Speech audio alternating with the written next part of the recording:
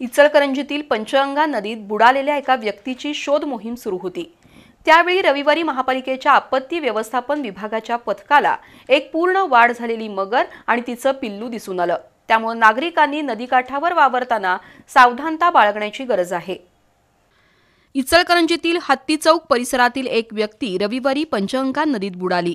महापालिकेच्या आपत्ती व्यवस्थापन पथकानं यांत्रिक बोटीच्या सहाय्यानं शोध मोहीम सुरू केली। या पथकात संजय कांबळे, हरीश कांबळे, अविनाश काकडे, देवानंद कांबळे, शाक्यानंद कांबळे, शीतल ज्योती यांचा समावेश होता। त्यांनी दिवसभर शोध घेतला पण बुडालेली व्यक्ती सापडली नाही। मात्र या मोहिमेदरम्यान काळ्या ओढ्याचं पाणी जिथं नदीत मिसळतं तिथल्या बेडक्याळे यांच्या शेतात मगरीचं एक पिल्लू दिसून आलं। त्यामुळे पथकानं बोट आणखी पुढे घेऊन पाहणी केल्यावर नदीकाठावर मोठी मगर दिसली। नदीकाठावरील शेतामध्ये शेतकऱ्यांची नेहमीच वर्दळ असते। अशा वेळी नदीत मगर आणि तिचं पिल्लू दिसून आल्यानं नागरिकांमध्ये भीतीचं वातावरण आहे।